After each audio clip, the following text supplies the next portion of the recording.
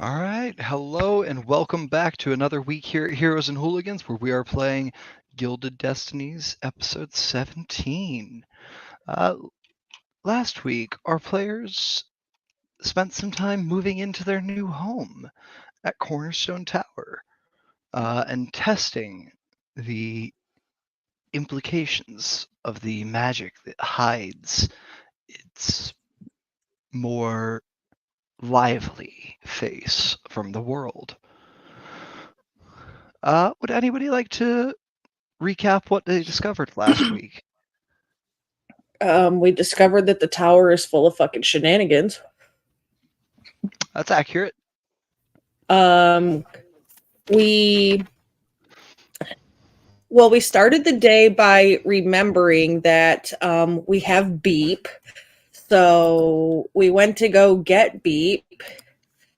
And when we got to where Beep was, only his face was there because, we had kind of forgotten he was there and left him in the woods and he didn't follow us like he usually does.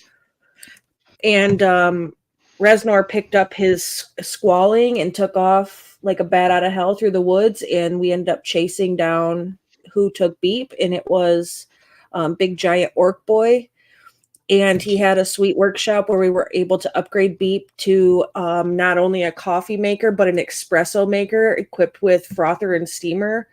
And so that was really cool. And after Swolsnor calmed down and realized that Yeah, Beat got a couple other upgrades while you were there, yeah? yeah, but those are the most important ones. Of course. For any of our audience who didn't quite catch it last week, though, Beep can now cast Detect Magic and Identify for the party. Yes. Beep can do magic shit. And he's fantastic. And when Swolsnor decided to calm himself down, we headed back to the tower. And when we got to the tower, we decided to do some experimenting since we're now like officially owners. So people wouldn't be looking at us funny if we were messing around with it. So we opened the door. And as we opened the door to go in, Zen went up through the hole in the wall and got zapped with some necrotic shenanigans and memories of a mean ass mother who I don't like. And if I ever meet Zen's mom, I want to punch her. And so we figured out that if the door is open, that everything inside the tower is wildly in disarray. And if the door is closed, it's like back to, the frozen in time moment. There's lots of chronergy magic happening around there, and the wards seem to be broken. So we kind of have to figure out what happened to it, why they got broke, why things are backwards and switched around, because it shouldn't zap you if the door is open, but it doesn't zap you if the door is closed. So it kind of defeats the purpose of warding a tower from intruders if they can still get in. um, so yeah, I think that's a majority of it. We figured out that there's some hinky dinky magic going on. Oh, and we identified the objects we picked up when we visited the tower the first time. Yes, you did. And you did discover one last thing about the wards guarding the tower, which is that they don't look like they were initially designed in the way they're functioning, the warding magics of the tower, and how all these different things work. Reznor, you've walked into the tower and you've been standing there for about 5-10 minutes as your friends are discussing the arcane defenses that surround your new property. You're just gonna head off to go lay down, bud? Yeah, he's gonna go kind of relax for a little bit. Yeah. So Reznor heads off to chill while the three of you keep talking about these arcane intrigues. And you get your short rest in just fine, and then Reznor, I'm gonna have you make a stealth check for me. And I'm gonna say you can make it at advantage since everyone else would be attempting to get their rest in by now.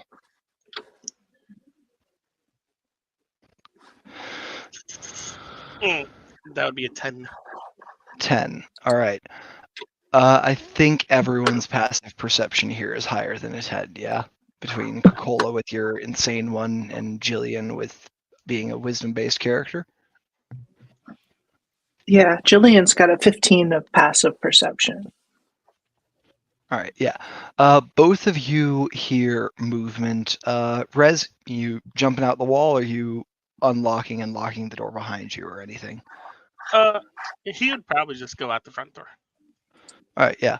You go out the front door. Coca-Cola, do you think you like set the second key down somewhere so other people could get to it? Or do you Yeah, think I think I would have given it to somebody or put it in a place where somebody could go, since we all needed to go separate directions this evening anyways. Absolutely. Yeah, I'll say you found a little key hook just on the inside of the door that you could put it in. Yeah, that's where I put it then. So yeah, Reznor, you unlock, close the door, lock it behind you. While the rest of you are resting, there's just a brief moment, and I think this is where your stealth check really failed, Reznor. There's just this brief moment of flashing to that dilapidated tower before coming back to this nice, cheery one. And you know that someone has left the building or entered.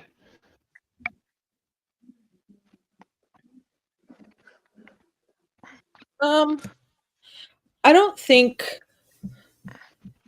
Coca-Cola's really concerned about anybody entering since we have the only keys, but exiting, like I said, knowing that, Rez has things to do and Jill and I have things to do, I don't think it's probably something that really causes any sense of Matters. alarm. Yeah. Gotcha. Okay. Jill, anything different for you? Jillian's going to, she was just going to be reading the book that she got, that she bought earlier in the day. Oh, the Fall of the Valkyr. Yeah. Yeah. Just. So what you've got so far is a little bit of the information I gave you earlier. It seems that this is actually, it's misguidingly titled. This is a full history of the ancient Erngard clan from the time they moved to the mountains here until what the Rockborough matron referred to as the Cataclysm.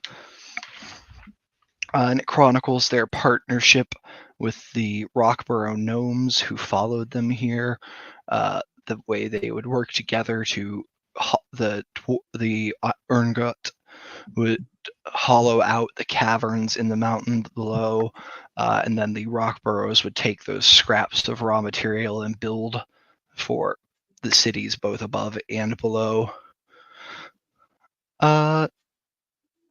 And you get about halfway through the book during this rest, you get up to the founding of the Valkyr, which happens during a time of troubles where raids from different bandit parties have become more and more common on both the surface town of Revan above and through the deep tunnels into Khyber that led to Wyvernstead below. And you see that a home guard, the Valkyr, were founded. They were a elite faction of the home guard of Wyvernstead.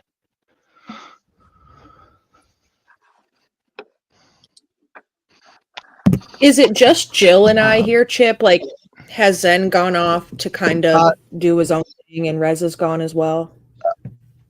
No, Zen finished baiting with you guys and is now laying down to rest for a bit, but he's going to head off to do his own thing as soon as he gets his hour of rest in.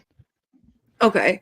And so you and Jill have your own space because Zen sort of picked a room to himself that's large enough that you don't think he's going to hear you while he's resting. Jill, you think you're reading your book like in your room? Yeah, and I think that Jill would share the information with you, and then when Zenlin's around, she definitely would want to tell Zenlin and even Resnor about what she's read, because Yeah. you guys might find it interesting, or especially since we plan on exploring the caves and stuff below the tower. Yeah, I just want to ask like where you're at, since we're kind of like split off from everybody right now, because there's some things like Coca-Cola wants to talk to Jill about.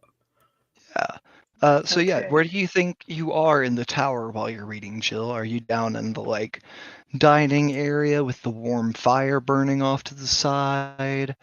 Are you in the second floor of the tower where all of your individual rooms that you picked out were? Are you up on the roof enjoying the breeze? I think the fireplace sounds nice Okay. down in that common area. Yeah. Down by the fire on the first floor? Yeah. Yeah. Yeah, you get down here, and it is getting to be like end of fall, beginning of winterish. So this burning fire, it's not a roaring fire. It's one of those more soft, crackling ones.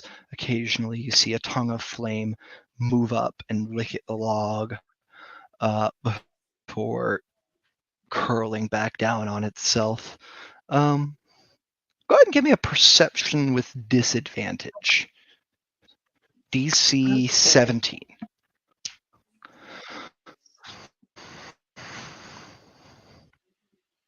With disadvantage, let me roll that again. Oof. I got a nat 1 on the second roll, which is a shame. Hey, no so worries. that's a You're total just of 6. yeah. So you're just kind of engrossed in this book you're reading. Like for a history book, it's not that dry. Like it's a description of what daily life in each of the eras of the Urn-Guard was like. So you see, it refers to them as the founding era, the era of building, things like that. And there are 4 eras that occur before the fall. And it describes what daily life was like, what major changes happened during those times, and yeah, it's a good book.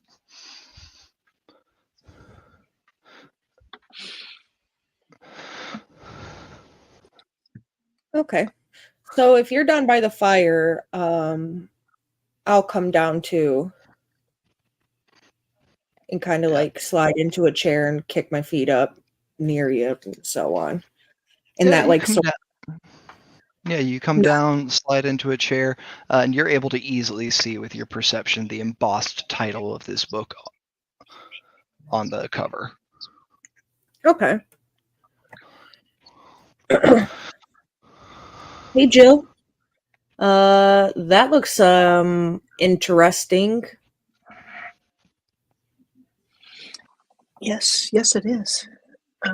It's giving me a history of some people in this area. I'll show you the book. Yeah, well, since you're here, I want to talk about some things, but you're sworn to secrecy, just like we're kids. All right. I'll stick my pinky out and I'll give you a pinky shake. Cross your heart, hope to die, stick a dagger in your eye. Cross my heart, poke my eye, stick a dagger in my eye. Got it. Jill, as Coca-Cola says that, I think you flash back to a moment when you were both very young children, after you'd heard that for the first time, when Coca-Cola said it to you, broke the promise, and then you had to heal her because she took it a little too literally. She didn't like shove the dagger in her eye, but she just scratched her cornea a little. You think it might be why she wears glasses now.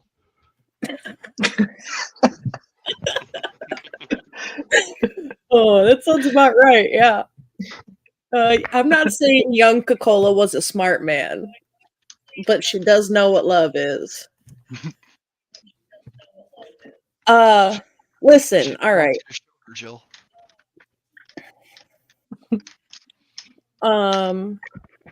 Yeah, it'll be kind of like our pinky promise thing that we always did or whatever, Look, listen.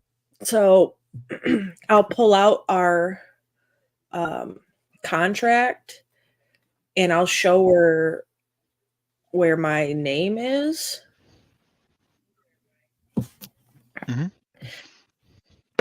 I don't know what's going on with this, but it flashed when we went to look at it yesterday or earlier today. I mean, it flashed like this weird kind of symbol. It was like an anvil with a bloody cup. And it changed my name to Iron Gut on there, and I'll show her where it says Iron Gut. Like the symbol, I know what the symbol kind of means. Like it's an old dwarven symbol. It's like loosely translates to hard work makes the cup run over, but it's just I don't know why it's popped up here. And I'll cut in as you say that out loud to Jill. You realize something was slightly different about the symbol you saw flash. I mean, normally it's just liquid overflowing out of the cup onto the anvil, not blood. It's not colored. Yeah.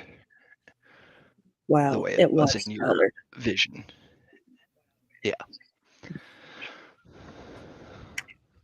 I don't really know what that means, man.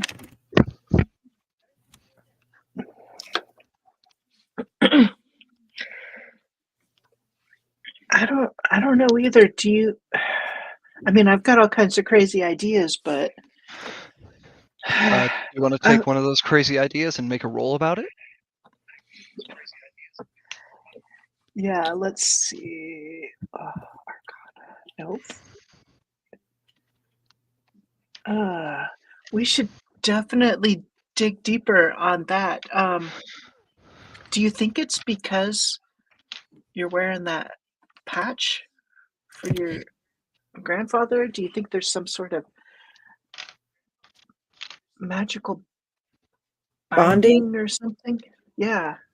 Well, I mean, it could be, and I thought about that, and I am going by Iron Gut now, but listen, the most important thing to me ever since we were kids and at Dragon Mark School was to join, to be a part of House Kundarak, and my mom pushed that super hard. And my number one goal through all of our schooling and all the testing and all the training was to get into the Guradin. And I only would speak to Jillian about the Guradin because her and I are so close, else she would not know anything about it because it is a super secret organization, and she would also know that. Yeah, 100%. And I'll kind of flash the cloak at her in such a way where the symbol of the Goradin kind of shimmers through the firelight. Yeah, Jill, you see a manticore's tail and sting trace its pattern along the inside of this coat, or on the inside of this cloak, and you see that as it flashes, it almost looks like the shadow of it reaches and attaches to Cocola's back. Almost like the tail is coming from her and then weaving itself through the coat.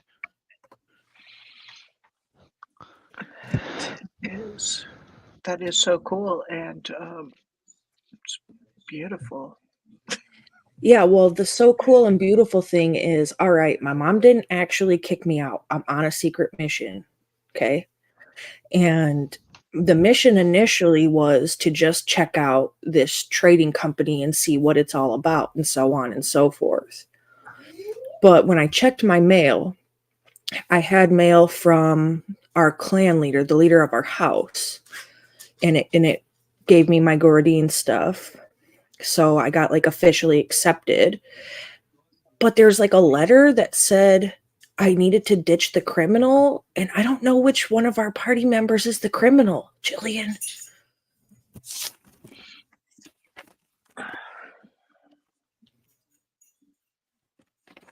Well, I mean, maybe maybe it's Jolly. I mean, he does have sticky fingers. That's what I thought too. Maybe it was Jolly, but I hadn't checked mail since we'd been on the road, so gosh only knows whenever these came in, right? But you can't tell anybody because I'm kind of like, I'm walking a very, very thin, delicate line here. And I may have let my heart for my blood family come before my sworn oath to my house with the iron gut stuff, but it's too late to go back now. You do remember that in the letter from the letter from your superior, your mother, but not from her directly, she seemed pretty happy with you making connections with the Iron Guts. That's a lot of influence for the family.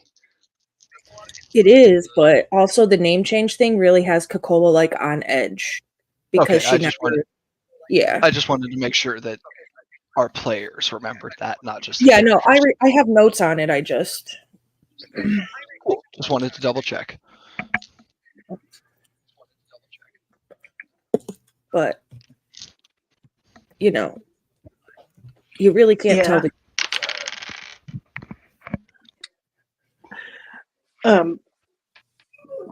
Jillian would say, I will take that knowledge to the grave.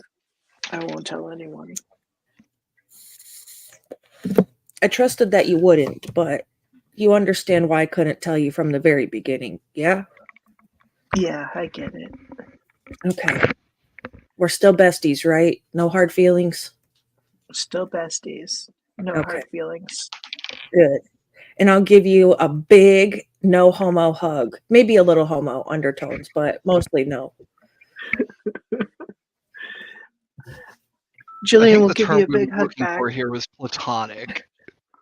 Huh? I think the word we were looking for was platonic. Oh no, Yeah. all the gay feelings, all the Okay. gayness. I literally want to direct all the rainbows in the direction of Jillian. All right, gotcha. All right, you give Jillian a very nice hug, and we're gonna cut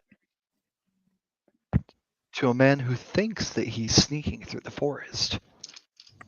He's trying, that's for sure. Actually, I'm gonna say Reznor, you can give me another stealth check if you'd like for moving through the woods and out of town to the meadery rather than outside. Okay, nice stealth. Only if you think you're sneaking. Yeah, he's trying to avoid a lot of people. 18. Okay. 18. You're able. You going? Where's Reznor heading first? Just straight to your objective.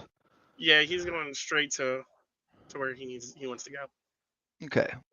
I'm actually gonna say give me a survival check first. Okay. Survival. If you beat a 20, never mind. I was gonna say if you beat a 20, you can reroll that stealth with advantage. But on a 19, you still got an 18 stealth. That's pretty good. You are moving along. You're not moving along the same path that most of the workers take. You're moving along deer paths through the forest, and you see that you're able to find a shifter trail leading directly towards the meadery. It doesn't look like anyone hunts along this trail, but it does look like it is traveled daily, and it heads past your tower out of town to the other side. So it looks like this comes up to the edge of town, loops around it to the north, and then continues on the other side of town. Gotcha. Yeah, he probably followed that. Yeah, you follow this shifter trail, and you see that when it ends, you are at the edge of the clearing where the meadery stands.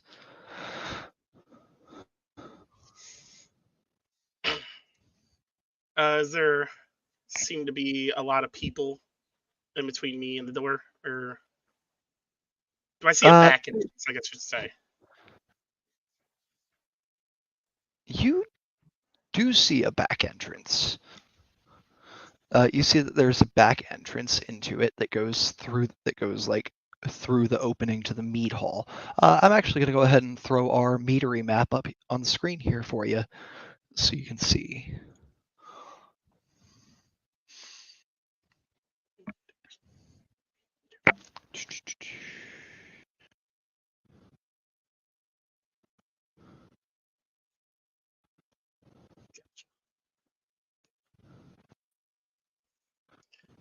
Yeah, he's definitely gonna try and go in the back entrance.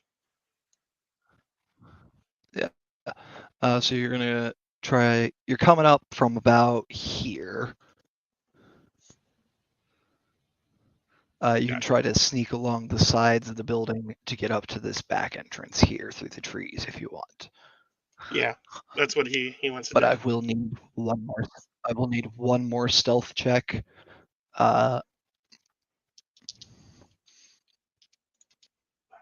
You're looking to beat a 20 here for no one to spot you. A 15 for most people to not spot you. 13. 13. You're moving along the edges. Again, you don't think everyone's seeing you, but there's definitely some people glancing over. Like, is there? You don't think anyone's picking out who you are while you're in the trees, but you can tell there's some people who are like, who is that? Like, leaning their head towards windows and such to try to look for you. But you make your way around the building. You make your way around the building up to the back entrance. You're able to just open the door here. It doesn't appear to be locked. Yep, he'll open it and step in. Yeah, you step in. You see, you're familiar with this part of the meadery. This is right where you work when the one day you've gone to work. This is the loading bay. You can see the doors right here that open up to carry the barrels of mead out to the carts. You can see, the river runs just off screen here. Gotcha. And you know that manager's office is on the southwest corner of the building. Yeah. Once he's inside, I think he probably knows he's not going to be able to be very sneaky in here. He's not going to seem like he's trying to sneak. It's still work hours. Yeah. You know what? I'll say if Resnor's trying to not be noticed, since you work here, I'll let you make a stealth with your charisma mod for me. So if you have proficiency in stealth, just charisma plus proficiency. If not, just a straight charisma check. Or it can be deception. Whichever, if you have proficiency in that. I don't have proficiency in either. I'll probably go deception since they'll be the same. Yeah, it's just a flat charisma check. Then. That roll. 22. On a natural 19, Resnor, you look like you're just doing your job, man. You look like you're like going to talk to the boss about like maybe getting a raise or taking a day off or something. You're just a worker, dude. Yeah, nonchalant. No one suspects it. Yeah. So you make your way over. You are at the door to Greer's office. How loud is it during the workday? Like, I imagine there's quite a bit of movement. It's pretty loud. There's people hollering. There's a lot of people moving. There's this, Arcano mechanical crane that lifts barrels and moves around. The gears moving on that's loud as hell. Is anyone in this like small hallway here? Like I'm right outside the door of? No, there's nobody currently down there. So he kind of like mentally. You noticed as you were walking through that there's a couple people in this room over here, this big room behind it. That looks like barrel storage for the most part, but nobody in the hallway. And doesn't appear to be anybody in the room next to the office either. Okay. So Reznor's outside the door. He's going to stop for a second, and the act kind of drops, and he gets extremely serious as he opens the door to enter. Cool. You go to grab the handle. Door's locked. Son of a gun. I'm going to knock on the door. All right, yeah. You knock on the door, and you hear a chair push back from a desk. Someone stand up and walk over. The door opens, and you see Greer here. Oh, Reznor, I wasn't expecting to see you so soon. I thought we were meeting this evening. Do come in. I will enter very silently. And he leads you over to a little set of chairs by a fireplace here. Sit. We can sit and talk. Do you want to? He shuts the door behind you. All right. Drink, meat, or discussion. Discussion. And you see he completely switches his persona as well. The sort of almost elven affect to his voice disappears. And yeah, he sounds like a shifter now. All right. Well, I'm going to have a drink with it. Yeah? Yeah. And you see he reaches into one of these little low cabinets here, pulls out a bottle, pours a full glass of brandy for each of you. I like the mead, but the smell's a bit strong. This is a little nicer, stronger in the throat than on the nose. Reznor will nod and take the drink. And he gestures to you to sit by the fireplace and join him for a talk. Do you do so? Or do you remain standing? Reznor will go over, but he'll remain standing. All right, cool. So you're both just standing by the fireplace here. He's not going to sit until you do. He's just right next to you, standing and looking at the fire a bit instead of meeting your eye. What did you want to discuss? Since you've moved our meeting up a bit, I assume there was something on your mind. The markings around here, the hunting ground. Is that you? I haven't hunted near here not since my first week.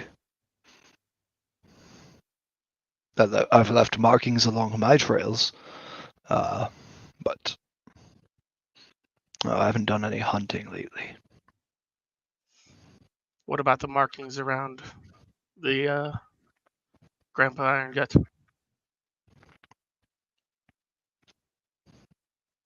I've left no markings near the Iron Gut farm. I've only been out there twice.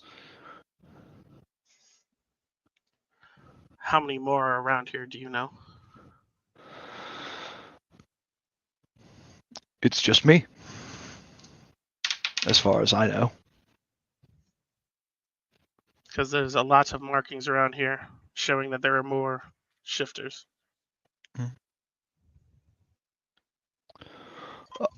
I've not met another shifter here, other than, well, we had one on staff a while back, but they stopped showing up about a month and a half ago. They said their name? Yes. I don't remember it off the top of my head, but I'm sure I have it written down somewhere. I'll need the name. Can I ask why? I am searching for the first claw.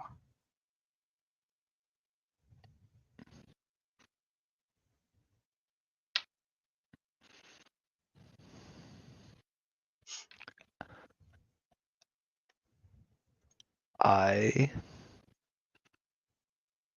know what? Yeah, you can have it. Let me go look through my books. He As walks he turns up to away, one of these shelves and starts rummaging through it. I want to grab him as he Go for it. turns and say, "It would be very wise not to hide anything from me." Make an intimidate check. Oh, I'm good at intimidation. 21. 21.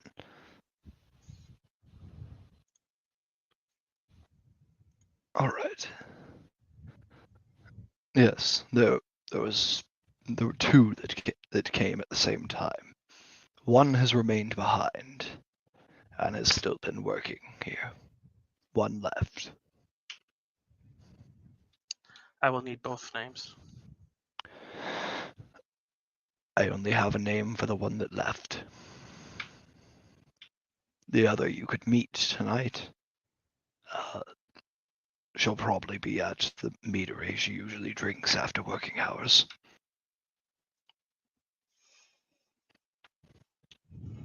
I will meet them. I have a mark for her if you'd like to see her mark.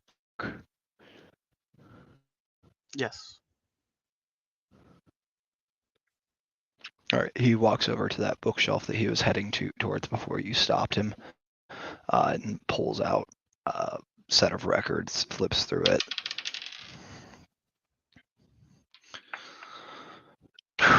All right, so here's the mark. That was a bit easier to find. She's got more recent records than the one who's left. And he continues to page through the record books looking for the other one's information.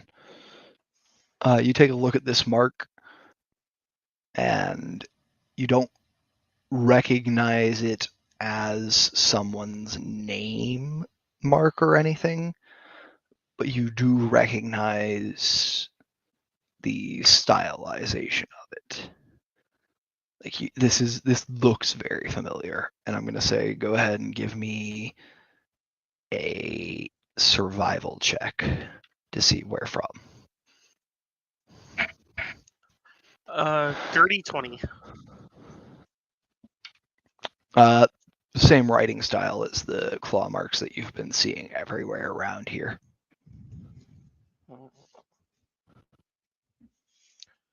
As he sees the mark and keeps hearing him refer to the other shifter as a she, his head's gonna start kind of pounding as he feels the rage building. And I'm gonna say he's kind of like not fully shifting, but it's obvious he's on the brink. Your canines are just a little sharper. There's a little more fur behind your ears. And he looks up, hearing that like low rumble begin in your chest, and I'm getting you the information. We can take a deep breath here.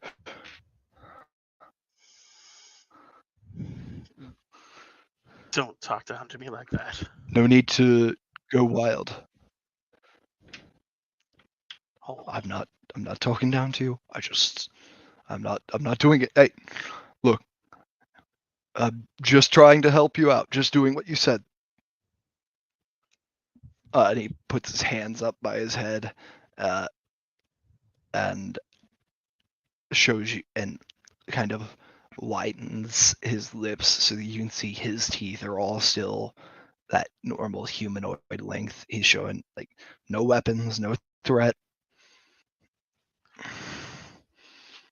He's gonna grip the chair that's next to him hard as he tries to rein it under control. Okay. Go ahead and give me that first roll, if you would. Charisma saving throw. Charisma save. I'm gonna say, do you think Reznor walked in here expecting to find information about the first claw? I don't Or think hoping. he expected to. He was Was it- hoping. I don't think he expected it. All right, cool. Flat roll then. Okay. Just a charisma save. Yeah, that's a 5. Cool. Go ahead and burn one of your uses of your shifting feature. Shift.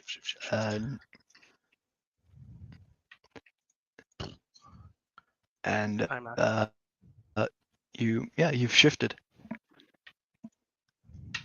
I'm gonna say for the rest of this social encounter, while you remain shifted, you're gonna get advantage on intimidate checks against Greer.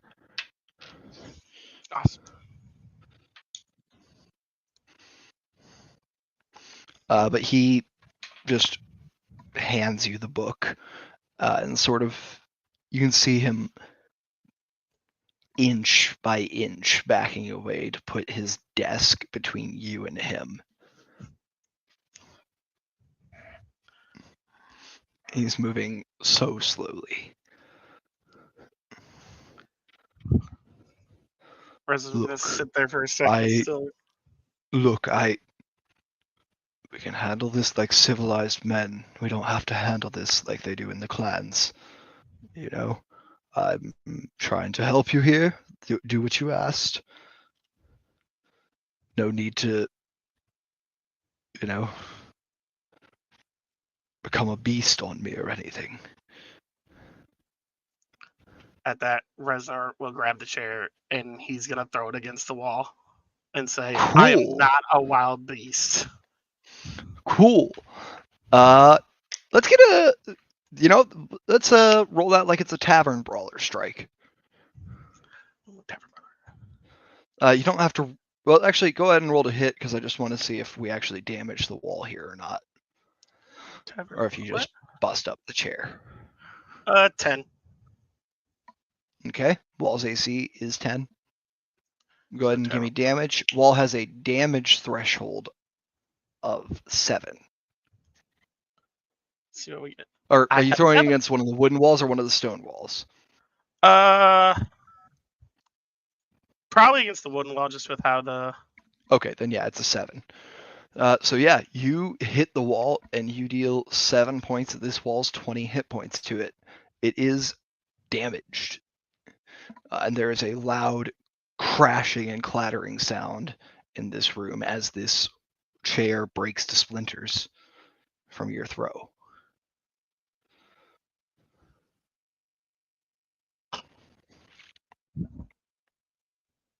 Reznar's kind of gonna sit there, staring at it as he kind of breathes heavy. Look, why don't you leave and take a couple hours? If you're still able to make it to the meeting at the meadery, I'll bring you the file full of the other shifters' information then. Does that work?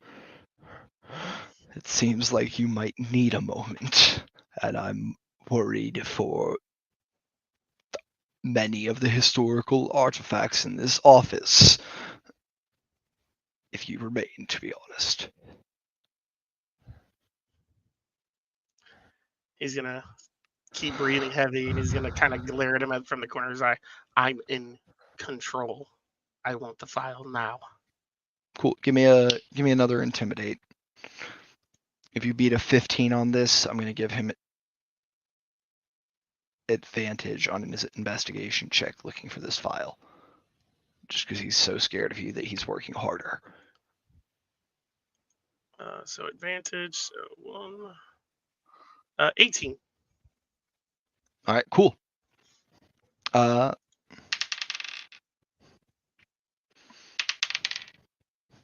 Man, Greer, this is your whole job. You'd think you'd do a little better at it.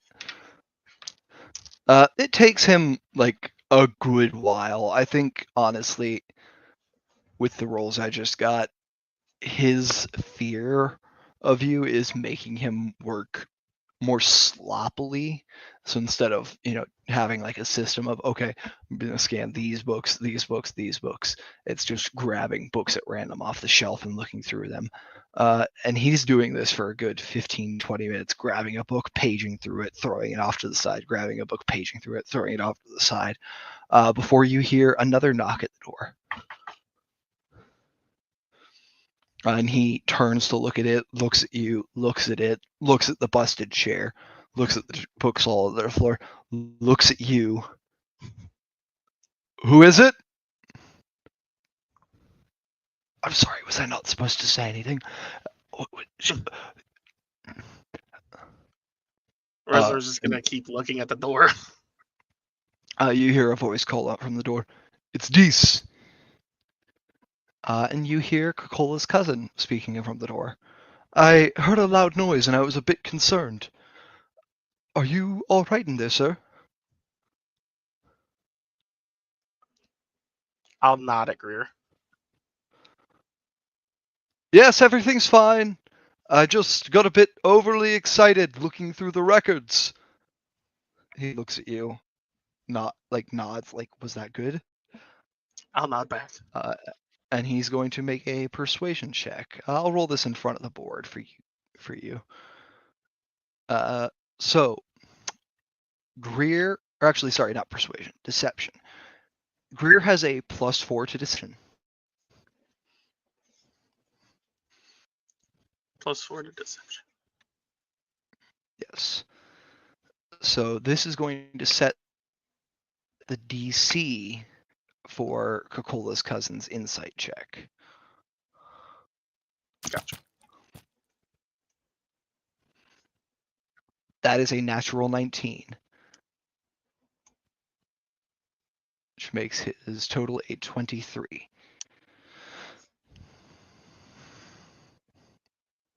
Now, Dees adds +7 to her insight. I'm going to say that since she is basically on the other side of a door, she's going to roll this with disadvantage. Gotcha.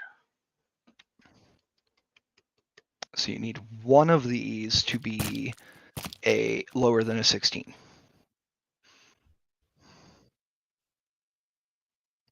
That's a 9 and a 5. Absolutely fine. She says, "Oh, well, okay, awesome. I'll see you at the meadery later then. I think I'm going to take off a little early if that's all right, just so I can, make sure everything's ready. Or I'll see you at the hall." He looks at you. Are we still meeting at the hall? Should we? Reznor's gonna nod again slowly. Yep, I'll see you there.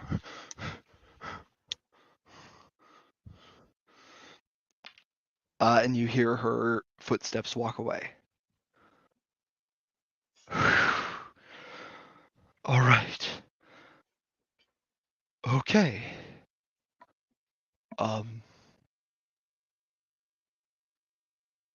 You know what? I think I know where those files are. And he's going to make one more investigation check to see if he can find them easily.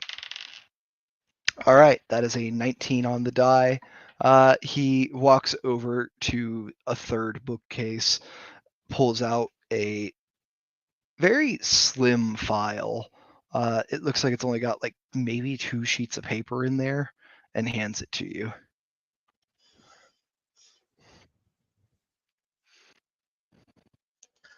Reznor will take it, open it, and he's gonna look. You open it, you see a pencil sketch of a shifter woman. Looks like I believe. One second, let me check myself here before I wreck myself on my details. I'll give you the written information first. You see that there is a a shifter woman here, named Nora Red Spring, is what's been written down. And you see that she worked here for about a month and a half, and she signed on at the same time as this other shifter. You see that she just came in one morning, handed Greer a letter of resignation, and walked away. And that for further contact, she said she might be able to be reached in the capital of Zilargo, Trollenport, at an inn called the Lucky Dragon.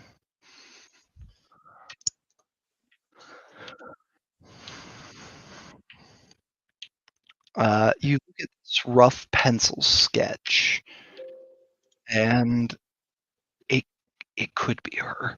It could be, but it's also, a dwarven sketch of a shifter woman. So it could just be another shifter who looks similar to her, same coloration, same features. It's not close enough to looking like her that you can say it's her for certain.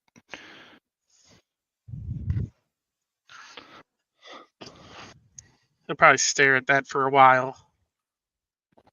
He's gonna really try and remain under control. And then he's gonna probably look at the other shifter's information too. Yeah. You look here, you see a sketch of her. She appears to be an albino shifter. All white fur, white hair, red eyes, from the description on the text. And you see that there is no name. There's nothing written in her handwriting. All the information appears to have been filled in by whoever hired her, other than that mark that is in the where the name slot would be.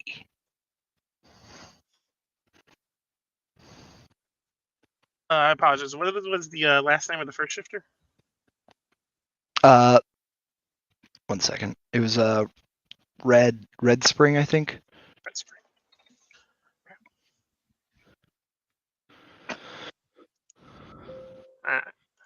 And you see that she clearly she is drawn as being shifted and is also a long-tooth shifter.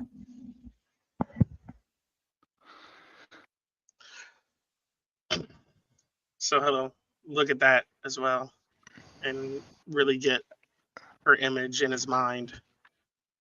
And then he'll close. And you can tell actually that the shifter without a name is not a long tooth. Even unshifted, you can tell this. Okay. So the shifter without the name was the albino one, right? Correct. The one who still works here.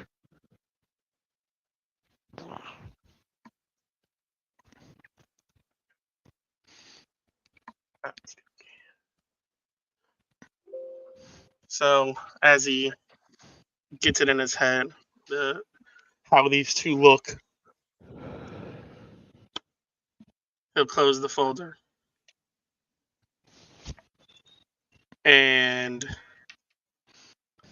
he's going to look at Greer and say, I'm keeping these. You know what? Yeah, you're keeping them. Okay. Can I have a moment to look through them so I can copy down any pertinent information I need? I'll slowly. At least the one who still works here. Actually, can I keep that one, please? I need to be able to report her information to the kingdom, or we could get in deep trouble. I'll tell you what.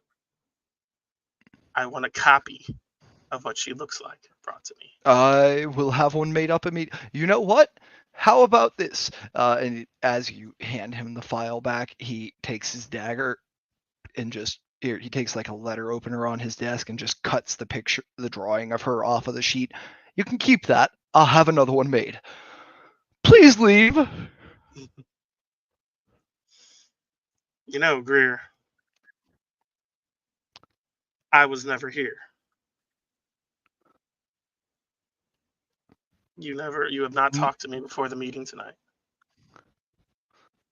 Oh, like wait, like okay. I haven't talked to you today. Okay, yes, Resnor. Yes, sir. And if anything weird is happening in this town that you know about, with anything, weird wyvern attacks, or anything else, you're going to tell me.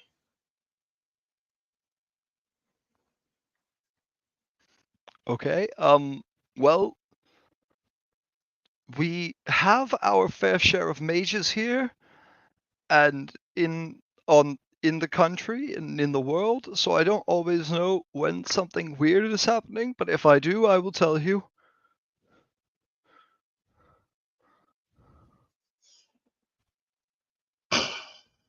Okay. First weird thing. This isn't actually the original office for the meadery. The original one is upstairs, and we've got it blocked off. Like not permanently. It's just really well locked. Because we didn't want to just damage too many of the historical artifacts by using them. But this one is a perfect copy. I see. I don't know. Like that's apparently been the deal for a long time. You know, not. I didn't ask too much about it when I got hired, but that seems a little weird.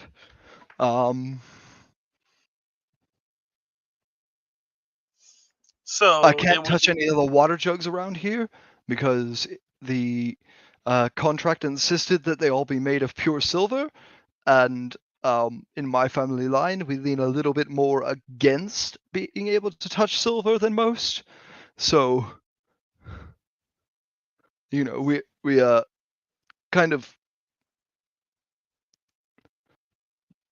the blood runs deep in our line, and it's not comfortable to touch the silver. But for some reason, all of the water jugs in this building are silver. That's weird. They've been that way apparently since long before I was hired. Resnor, I'll get a little thoughtful with that. I got my job through nepotism. I don't know if you've figured that out yet, but the mayor's wife is my cousin, and I really needed a job because no one was looking to hire a long tooth as an accountant where I'm from, and yeah, I'm fully qualified. I just wouldn't have gotten the job without her. So the mayor's wife is your cousin. Yes. Like, it's not, I don't keep I don't go around telling everybody, but it's not exactly a secret. Like, if I see her, I talk to her. We're friendly. So, what made you and her come this way? Well, I came for the job. I don't really know why her and Brightfoot moved here. I guess he had some family in the area or something.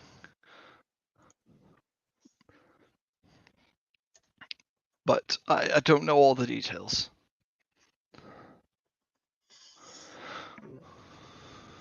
So, how hard would it be for you to acquire all of these details?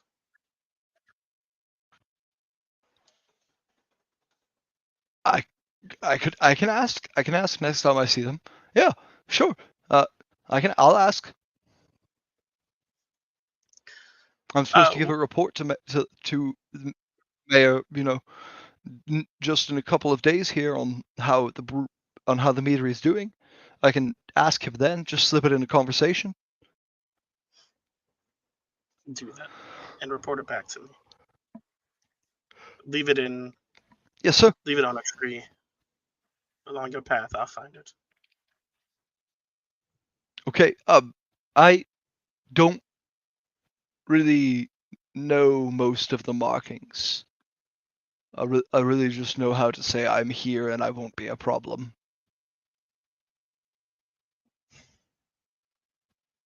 Once you have the information, mark "I'm here" on a tree along your path. We will meet the Okay, next I'm night here at is midnight. marked on almost every tree along my path.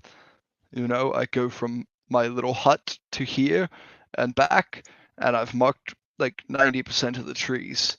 And you remember seeing the "I'm here and I won't be a problem, I'm here and I won't be a problem" on your walk over here from the tower, like almost every 10 feet. How about I send you a raven? Reznor Or is I just gonna. call you in for like a performance review during your workday and give it to you then.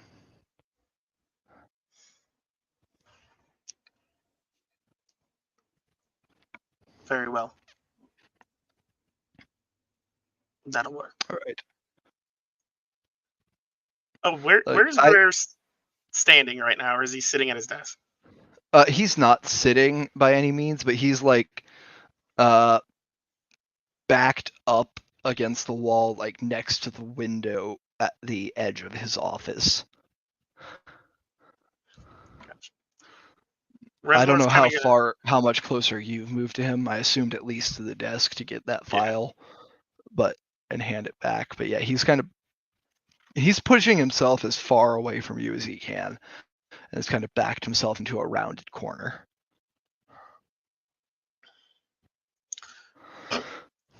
I'm gonna get closer, but I'm not gonna be like in his face, but I'm gonna be like looking out the window next to him. Yeah, I get you. You move your way around the desk so it's no longer between the two of you, and you're Yeah. next to him in front of the window. You turn to look outside the window. You see, honestly, window's not greatly placed. There's a bunch of really small trees right in front of it. And you can see brush, and then through that, little bits of the field where the carts are, and then past that, more trees. And Greer, I'll also need to know what's in that locked room upstairs. The office? Yes, I want to know what artifacts are in there. Oh, you can just, like I said, 1-to-1 replication. Everything down here is an exact copy of what's upstairs.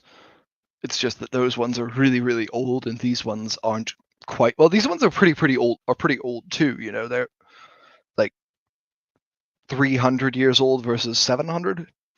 But when they were made, they were much newer. He'll take a look around the room. Is there anything that kind of sticks out to me about any of the artifact replicas? Give me an investigation check. Dirty 20. Dirty 20.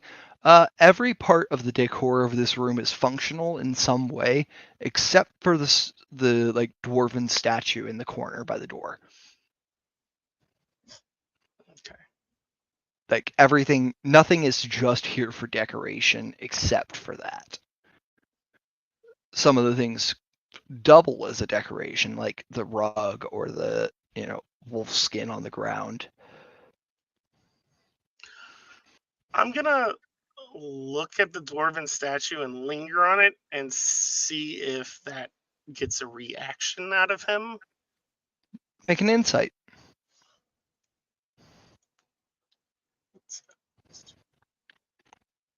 Dirty 20. He seems to be reacting in the same way he has to most of the other things that you've been doing, which is a little confused and a lot scared, but there's no change in the level of each to you looking at this statue in particular. I'm going to say you got a dirty 20 on that investigation, though. Mhm. Just give me... Roll a d20 for me. Let's make it a luck check. D20. Yeah, you want to get a 15 or higher. That's a natural 20. Jesus fucking Christ. Reznor's out here rolling today. Yeah. You recognize the dwarf this statue is modeled after in a couple of ways.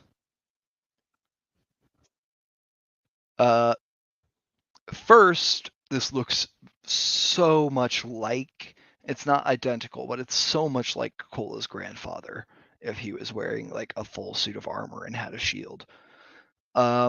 Second, you killed a spiritual version of this dwarf in the caverns below Cornerstone Tower. Oh. And that is like a 1-to-1 for me. That's 1-to-1. That like you're able to look at the gray stone of this dwarf and compare it to the silvery essence of those spiritual echoes, and you're like, it's literally just a palette swap. This is gray, that one was silver. If this one was silver, it'd be the same. Okay. On a natural 20, you are going to get more information at a later time that I will tell you for that luck check. Okay. You don't have, it's like you picked up another piece of a puzzle that when you have any further pieces is going to fall together in your head for you. You just haven't found those last couple pieces yet. Gotcha. All right. So after that, he's gonna stay. He looked at the statue to kind of gauge. As long as you do what I've asked, Greer, nothing's gonna happen. Okay. Hey, if nothing happens, that's great for me,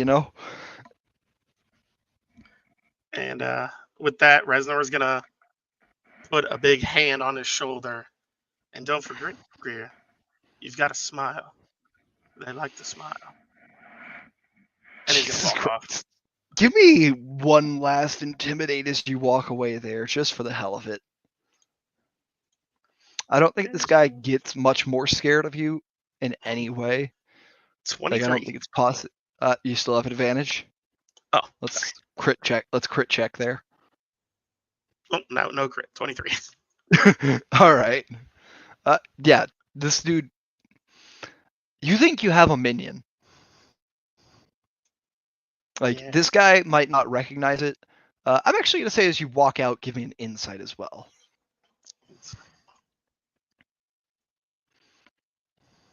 Uh, 8. Okay. You get a little bit of information on that. Like, you didn't fail by any means because this is just for extra. From what this guy has been saying, he doesn't know the language of marks. He doesn't have his own. He, mentioned not doing things like they do down in the clans as though he'd never been part of one. You don't think this guy was raised shifter? Okay. I mean, also his cousin's a full human. Like, that's possible by any means. That's possible 100% for a shifter to have a cousin that's a human, but yeah, like, it's more likely they're adopted in some way. Reznor will turn and begin to leave, but as he gets to the doorway, before he unshifts, he's going to take his claw and, like, right next to the doorway, he's going to write his name in the marking. Okay, you're going to leave your personal mark next to the door? And I'll tap it. Are you doing it on the outside in the hallway or on the inside in the office? No, on the inside where he can see me do it.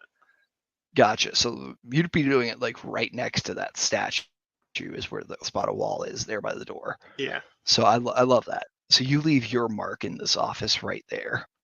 Yeah, and I'll tap it a couple times and look at him and be like, you tap it a couple times. He looks at you. Just honestly moves back over and collapses in the chair at his desk as you walk out. And as I walk out, I'm going to cut back to corners. Oh, go ahead. I was going to say, as he walks out, he's going to consciously unshift and turn back and smile and say, "Don't forget." That'd be it. Yep. All right, cool. I'm going to say, as you do this, I need you to make another one of those charisma checks with disadvantage from the massive shattering of wood in the office to make sure that anybody who saw you walk over there doesn't associate you walking away after the noise with you being part of it. DC 15-ish. No, that's an 11. All right. That's still not too bad. There's a couple of people who are giving you a little bit of side eye, but nobody's sure of anything. But you have the feeling that Reznor, there might be some rumors moving around about Reznor now. Nothing, no facts, but there might be some stories being told. Okay. And you are able to make your way back out. Where does Reznor head when he leaves? It's probably been... You've probably got about an hour until your date, so to speak. He'll probably head into the woods pretty deep, but kind of circle to the front so that when he comes out later, it looks like he's coming from the normal path. Gotcha. Cool. So you're just going to kind of go for a walk in the woods and circle around. Yeah. Try to waste an hour walking in the woods. Mhm. All right. Awesome. We will cut over to Cornerstone Tower. It's been about 2 hours since you got back, gang. Zen has left on his own little side mission. Chillin' Coca-Cola. You see, actually, since you're both chilling in the front room, you see Zen come down. He looks at you. Coca-Cola, do you mind locking the door behind me? And heads off.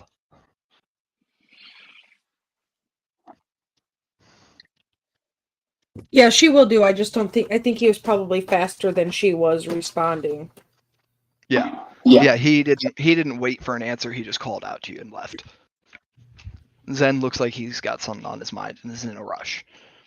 Sure. And you actually, you'll notice that Beep is still hanging out up by the shrine as well when you make your ways downstairs to the common area.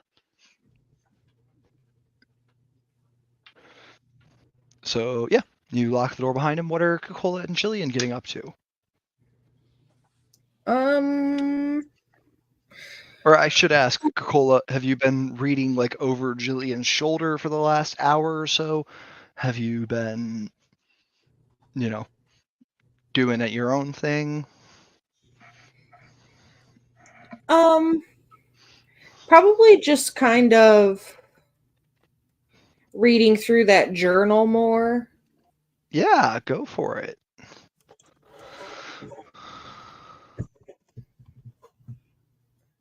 I'm going to say over the course of this short rest, you can finish the journal. If you take the time up until you'll need to get ready and leave to head to the mead hall to read, you can finish the journal. Yeah, that's what I'll probably do then. Yeah, you're able to finish the journal. Do you want to go ahead and pull that up and share with Jill what it says, or do you want to keep that to yourself for right now? I think. Hold on. Let me even see if I have it quick access to pull it up. You sent it to me in DM, right? Yeah, I sent it to you. It's a drive document. Yeah, I think I remember that. Oh, that's Daruk. That's not the right one. I got you. I'll resend the link just to make it easier. I think I got it right here. Okay, Captain cool. Journal. Okay. Yep. So let's see. So the first bit that he writes, he talks about his first day. She. I guess I didn't read far enough to catch that. I mean, I don't think she genders herself in her journal, to be fair. Okay, so Her first excerpt talks about it being her first day. The caverns beneath Wyvernstead being a labyrinth of mystery and wonder. Her comrades speaking of magical veins that pulse beneath the surface. Powers beyond their understanding that sustains the home. A source of pride, yet a shiver of uncertainty, she says. And the Valkyrie are like family, and loyalty is paramount. The second thing she has is our expedition into the unknown was met with challenges and triumphs. As we delve deeper in the magical veins become more pronounced, resonating with untapped potential. There's a sense of awe among the Valkyr, a shared belief that we are on the cusp of something extraordinary. Little did we know that the true extent of our discovery would soon unfold before us like a story yet to be written. Number 3, she says, promotion has come unexpectedly. With the loss of our former captain, I find myself shouldering the responsibilities of leadership. The council sees something in me that I struggle to recognize. The Valkyr now look to Captain Bryn, Ironguard, and with their trust comes the weight of decisions. I'm torn between duty to protect my home and the unsettling feeling that our newfound power, through a boon, may come at a price yet to be revealed. I will say it's though a boon. Though a boon. Oh. Yep. Duh. Just wanted to be clear because boons are a magical thing you can get as well. It can be like a gift from an otherworldly being. Okay. So it's not they didn't get the power from one of those. It's just it seems like it's a good thing. Yeah, like the it's a turn of phrase, though a boon, not through a boon. I just didn't English it in my eyes. No worries. I just wanted to make sure. Okay. Excerpt number 4 says, the council praises the strengthening wards, attributing our newfound security to the magical energy harness below. I too celebrate the prosperity of Wyvernstead, but in the quiet of my quarters, without claws at the edges of my consciousness. The Valkyr must stand united, and so I silence my reservations. Duty, family, and the unknown dance in the delicate balance. The mead tastes bitter tonight. The 5th thing she says, the mead flows as freely as the council's compliments. The wyverns are tamed, the populace thrives, and the power below is ours to command. A legacy unfolds before us, but with every cheer, I sense a deeper undercurrent of uncertainty. The Valkyrie respect the Ironguard name, and with that respect comes expectation. Can I live up to the legacy of my family, or am I merely a pawn in a larger game of power and politics? Oh, well, you know what? Me too, sister. Me too. Excerpt number 6. The council's trust in my leadership grows, and with it, the weight of secrets become unbearable.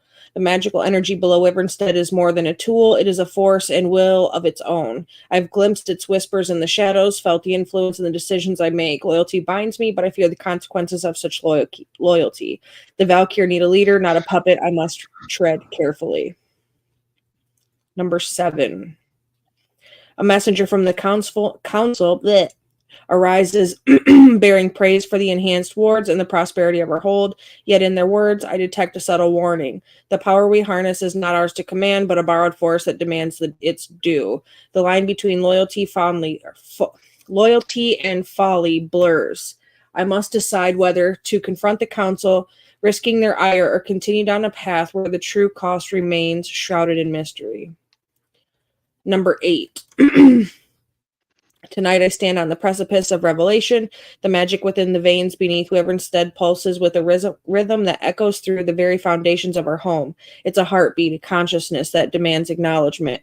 The Valkyrie remain oblivious, reveling in the mead and the illusion of control. I am torn between duty to my kin and the unsettling realization that our prosperity is precarious alliance with the unknown. And the final entry says, whispers of dissent ripple through the Valkyr. The mead's effects on the wyverns are undeniable, but are so the changes within our hold. The magical energies hunger for more, its thirst insatiable. I am but a captain, a reluctant guardian of secrets. How can I steer away from the precipice without revealing the truths that bind us? Loyalty wavers and the shadows grow darker. The time for decisions draws near. You see that the date on that last excerpt is You see that all of these excerpts are very spread out. It looks like she came to this journal when she really needed to put something down and get some thoughts out on paper that she couldn't share with others. Like these are spread out by months to years for some of them. So they grew more and more common as time went on. But you see the date on the last one is just a few days before what Jillian is able to confirm reading through her book is the day of the cataclysm.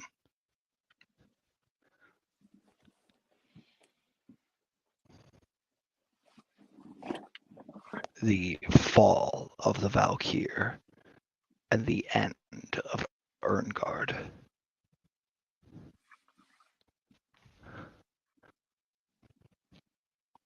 Or so it's thought, at least. Yeah. Uncomfortable. Lots of uncomfortable things. Hey, if there's one thing I can promise you, you're never just going to be comfortable at my tables. No doubt.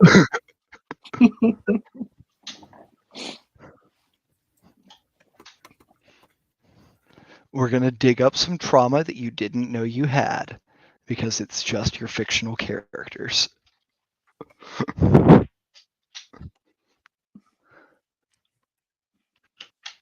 All right, Coca-Cola, you've read through the journal of Captain Bryn Erngard, a name that you have connected through the use of it by the inimitable Lady Rockborough with your own. And a name that Jillian's book tells you died out 1,000 years ago.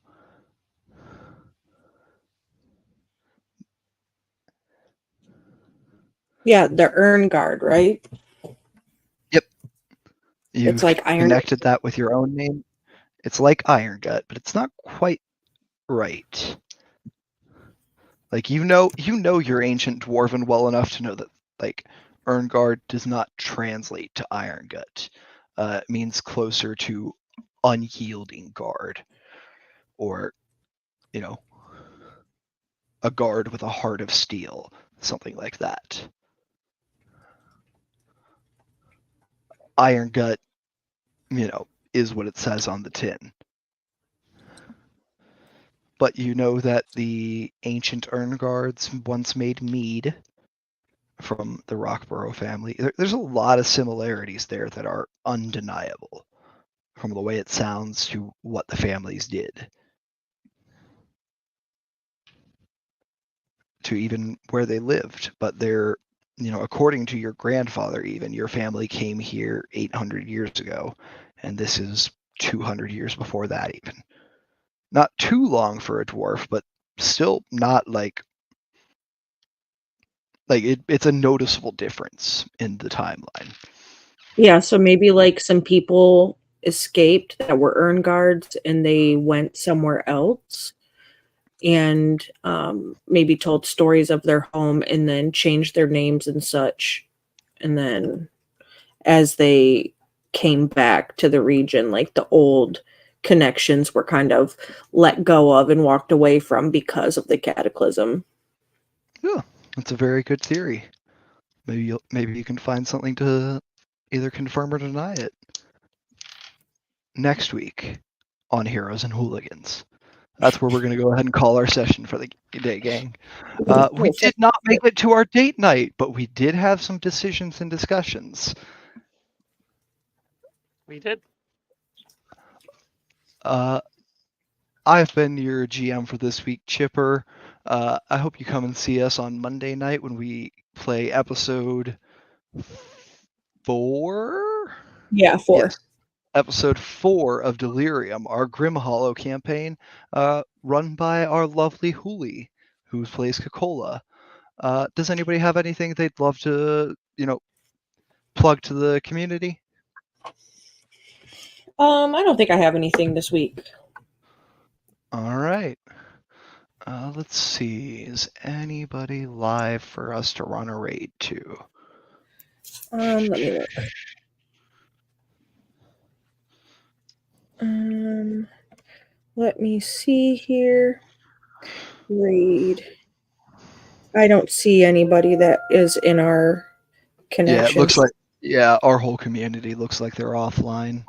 Okay, well. All right. Well, we will catch you guys hopefully Monday, if not next week. Have a great time. Bye-bye. Bye-bye.